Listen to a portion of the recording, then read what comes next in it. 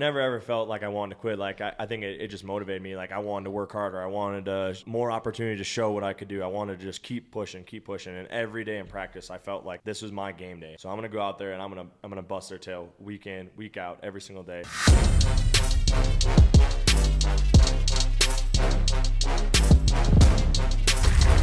Interview prep, baby. Pass the torch, man. Keeps getting better. Adam Thielen, thanks for joining me, man. I appreciate the time. I know it's a busy weekend out here at the ACC, and it's a ton of fun, but how you feeling today? Good, yeah. It was kind of a wild round. I think the guy interviewed me after the round and said that your scorecard looks psychotic. And I said, well, that's my golf game. So there was a lot of birdies and a lot of doubles, which is probably not the most fun way to play golf, but we did it. Yeah, so golf's been a big part of your kind of beyond the field when you're not playing football in the summers. That's like what you do, right? Yeah, for sure. I think it's like my one I guess like release. You know, I kind of go out there and like don't think about my job or tough things going on in life, stuff like that, and I just be able to go out there and just try to get this white ball in a hole, and that's all I'm focused on for 4 hours. So I really enjoy it. I love the competitiveness of it, like competitive with yourself.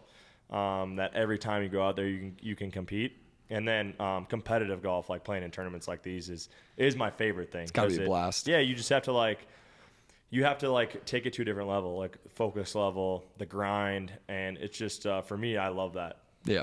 And so I've talked to a few athletes now out here, and they say that golf kind of helps them become better at their sport on the field. And it's a lot of like mental toughness things. Do you see that with football for you? Yeah, for sure. I think when I look back at like my high school career, right, like I played 4 sports all the way through, and I can kind of pick something from each sport of how it helped me get to where I am.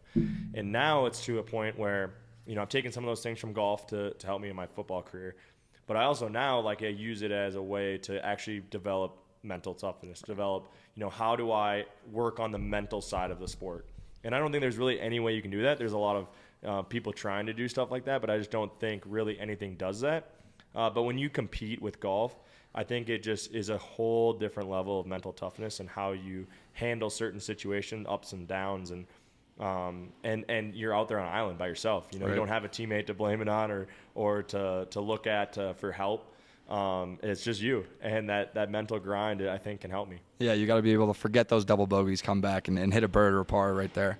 And so you mentioned you played 4 sports growing up. I want to flip over to your career because you have a great underdog story, right? A lot of lessons learned throughout your journey to the NFL. But throwing back to when you were in high school, did you always think that the NFL was your goal and that's what you wanted to do?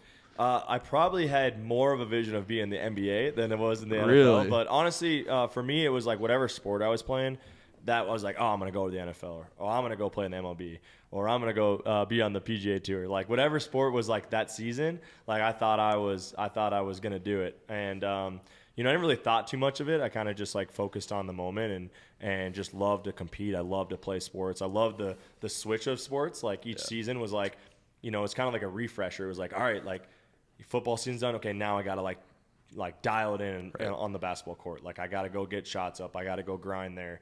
And I love that like change of pace and kind of just that, trying to figure out like how to handle adversity. Because like you're switching up so much that like you don't really get in the groove in any of them, but I really enjoyed that. What's up, guys? Hope you've been enjoying our interview with Adam Thielen. Just want to give a quick shout out to our sponsor, Legends. It's been absolutely raining Legends gear at my place all summer. I can't get enough of this gear. It is the absolute best. They got everything from your hoodies to joggers, sweatpants. They even got socks with you. So go to legends.com, use code TORCH20 for 20% off your order today, and go become legendary. Now let's get back to the interview with Adam Thielen. Yeah. And so you ended up picking football, right? And you played D2 at Minnesota State.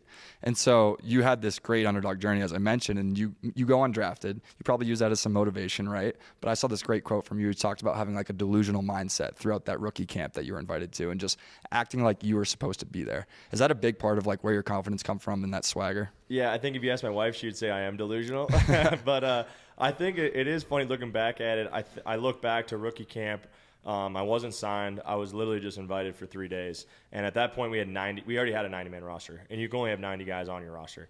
So for me to make it, the chances, I think if you look at the statistics, is like well below 1%. But I think it's less than like 0.1% right, of guys that actually come to the rookie camp and make the team from there or get signed. And so I wasn't even thinking about that, which, you know, a person that's actually smart will probably actually be like, oh, wow, this is crazy. Like, I don't know. But I just, like, went out there and I just, like, was playing football. It was like I was with the boys, like, just like I was at Mankato or at Detroit Lakes in high school. Like, it just didn't feel any different. I was just out there playing ball. But now I look back at it, I'm actually, like, more nervous, you know, looking at it from now to then than I was in the moment, which is wild. Yeah, that's interesting. It's a great mindset to have. And so talk to me about that practice squad grind, because you didn't get on the playing field right away when you signed with the Vikings. So did that grind, trying to make the 53-man roster, ever feel like it was too much and you wanted to quit, or you were always just day by day trying to get better? No, never ever felt like I wanted to quit. Like, I think it just motivated me. Like, I wanted to work harder. I wanted to more opportunity to show what I could do. I wanted to just keep pushing. And every day in practice, I felt like this was my game day. So I'm gonna go out there and I'm gonna bust their tail week in, week out, every single day. It was a really cool opportunity to go against starters every day in practice. Right. Where, like, if you're a starter in the NFL, like, you're going against the practice squad guys, right, or some of the backups. And you're not going against starters every day. So for me, I was going against starters every single day. So the amount of growth I had in that first year was unbelievable. In the moment, I was super frustrated. Like, I wanted to play. Yeah. You know, I never sat on the bench, you know, since my freshman year at Mankato when I was redshirted. It wasn't a great feeling in the moment.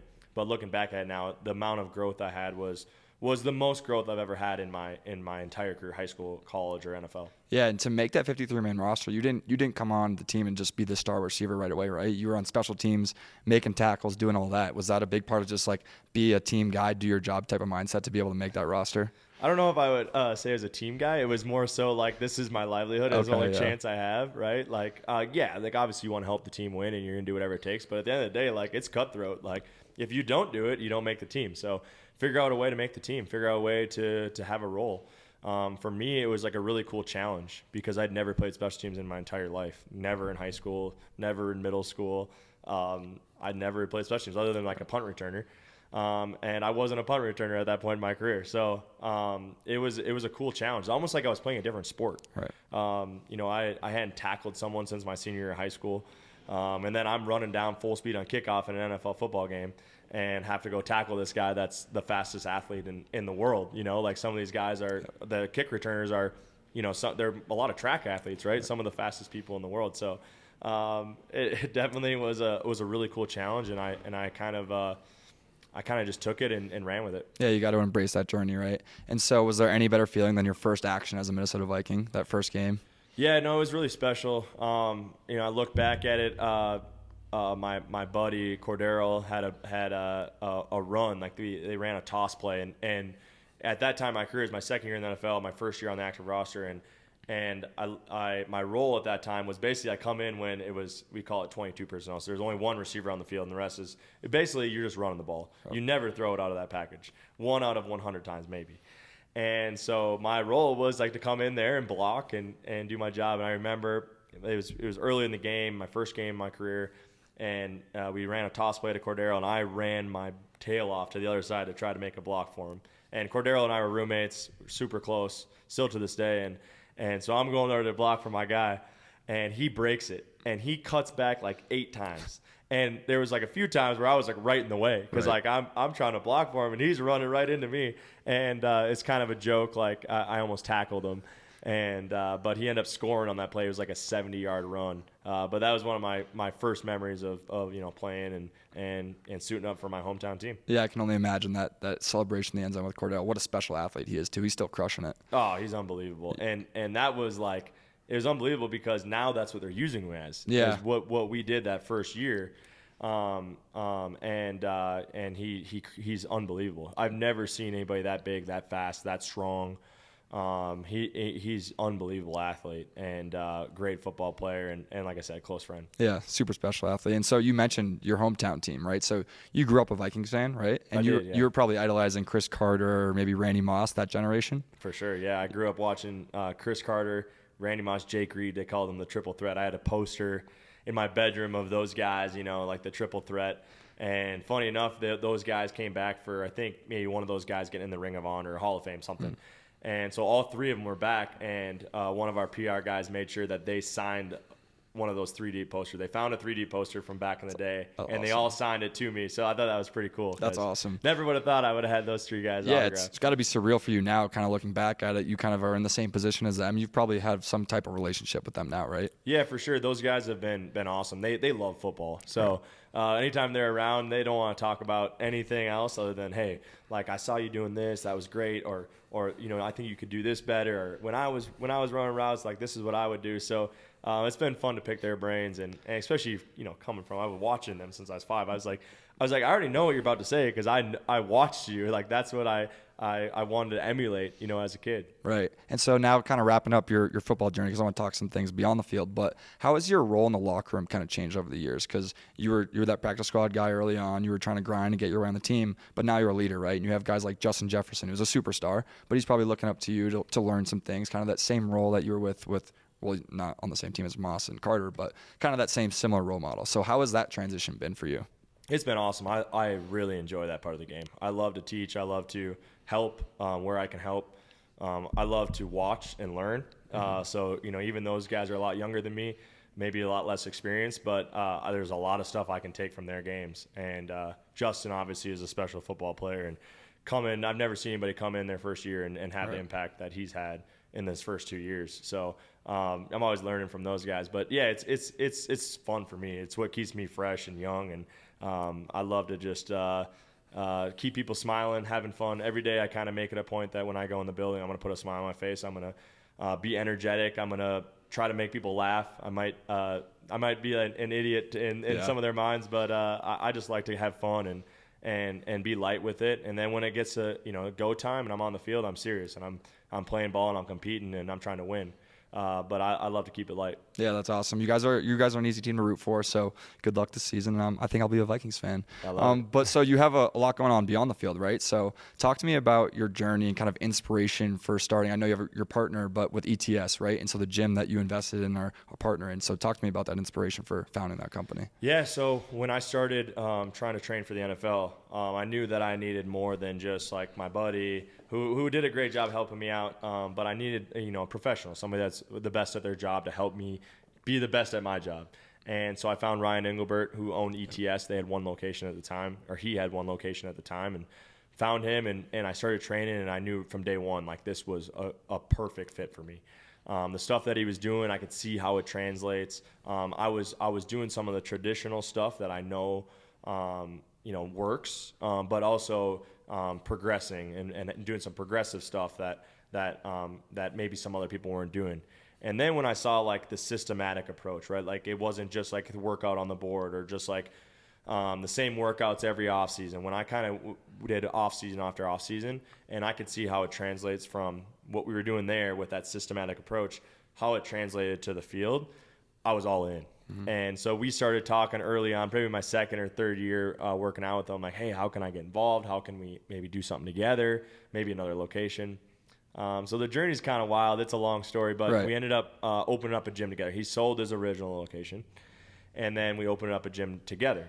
And so we just had one location again, but it was in a different location. And it killed it. It went crazy. And a lot of kids had a lot of success. The director there, Trevor, killed it. Trevor Morning, and then we kind of felt like we had something. We felt like we could take this to every community in the Twin Cities and then beyond. And we just got to find a way how to do it, right? So we did, and Ryan obviously does the legwork, and then we've added some pieces there that have been huge, and now we have 17 locations and 6 more before the new year, and the hopes to have 300 at some point. That's awesome. It's been awesome, and it's cool to see. Honestly, obviously being a part of a business is awesome, and seeing it grow and things like that, but to see the impact it's making in these communities and these kids, far outweighs everything else. So that's been really cool. And these kids have had a lot of success and they've grown and matured and the stories that we've gotten from some of the directors have been way more impactful for me than the business side of it. Yeah, and so you guys are focused on that younger generation, right, with the gyms. Yeah, and so how important for you, because I always think it's really great to see athletes use their platform to inspire like positive change and young generation. So has that been a big component of why you wanted to start the gym? Yeah, for sure. So it's all middle school and high school athletes. Yeah. My wife and I our vision is to help as many youth as possible. Like that's what our foundation is. The Thielen Foundation we work with, helping youth reach their full potential. That's our motto. And so the gym lined up right with that, right? Middle school, high school athletes. What a better way to impact kids than get them at the middle school level, and to do it through sport. Both of us were athletes, or are athletes, and so we wanted to make sure that we were impacting youth through sport, not to help them just in their sport, but also to help them in life. And we feel like sport can help you in life more than a lot of other things. So that's kind of it kind of just aligned right with what our mission was. That's awesome. I hope I can see one pop up one day in the Boston area. Yeah, for sure. It will be. Yeah. It will be. And so you started a podcast too, right? An ETS podcast with your partner Ryan. And so what was that journey like, and why did you guys want to do that? Yeah, so I've been pushing Ryan a long time for it. I like to talk, as you can tell, but no, I thought the vision was kind of saying, okay, hey, we have all these locations now, and we keep growing, and we don't really have any content for them to like show the parent who they are as the directors, as the people that are going to be training their kids. And as a parent now, I realize like, hey, like it's a little uneasy dropping your kid off at a random place and you can't like really be there involved, especially nowadays that, you just never know what's going on. So I just like, what a better way to like showcase who these guys are. And then every time an athlete signs up, they can send them a video of, first of all, who the founders are, or the founder and then partners, who they are as people first, and then showcase the directors. And then once that's kind of, we got all that content and we're able to give that to them. And now we're kind of bringing it to the athletes that we've trained and impacted. And maybe some guys, maybe some people, male or female, that we haven't trained, but their stories are awesome and their grind is awesome and their motivation is awesome. So just trying to bring good role models to these kids. Hopefully like all these kids through these gyms are listening to them, because there's some great tidbits of how some of these guys overcame adversity and got to where they are, just life lessons. Yeah. And so that was kind of the vision behind it, and it's been a lot of fun. Now, we didn't really know how it would look or how it would turn out, but it's been awesome. Yeah, I think it's super smart for you guys. I think content is the foundation of any brand, right? And so it's cool. I've actually been listening as well, and so I loved your conversation with your quarterback, Kirk Cousins. I thought it was great to kind of hear his underdog story and kind of you guys go back and forth there. Yeah, it's funny. You would think like, in the NFL that everyone would know everything about a lot of these guys, especially a guy like Kirk Cousins, right? 100%. Like everyone knows who he is, that name.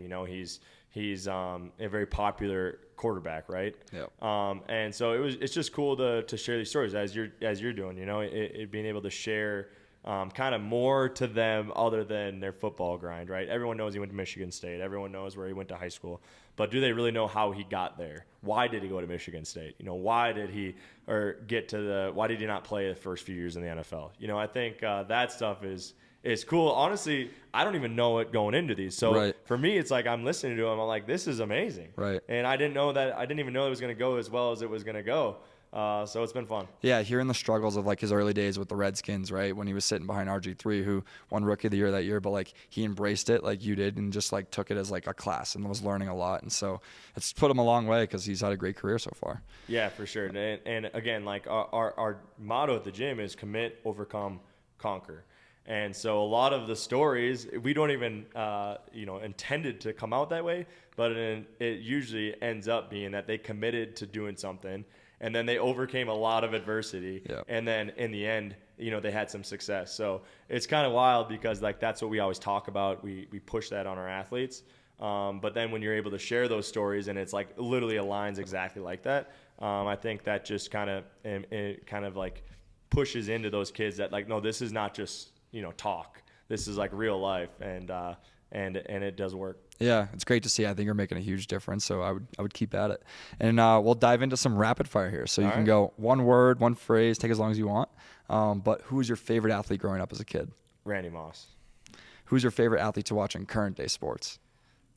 Oh, shoot. Probably Steph Curry. I'm a basketball guy, and the way that he's like playing the game right now and the way that he shoots the ball is just incredible. It blows my mind every time because I feel like it just can't keep getting better, but he does, so it's pretty cool. He's so good.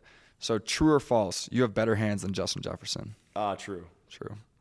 Who's the best athlete on the Vikings? Probably Eric Kendricks. Eric Kendricks. Yeah. Wow. Are you going to play in the PGA Tour after your NFL career? I'm sure going to try. I love it. Give it a go. So where's the best hidden gem restaurant in Minnesota? Best hidden gem.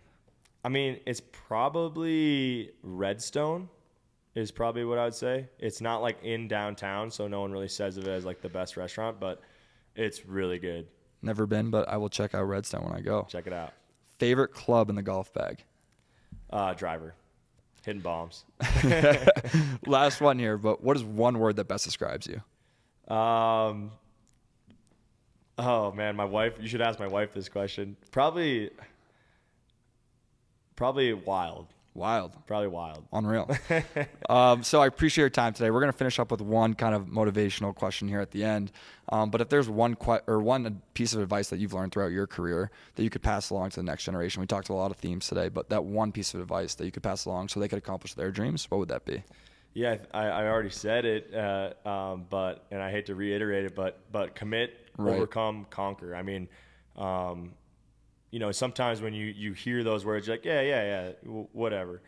But like when you really think about it, like you have to commit to something, right? You have to be all in, which I'm terrible at my golf game. I never commit to my swing, right? But commit to something, right? If you're going to play a sport, play it.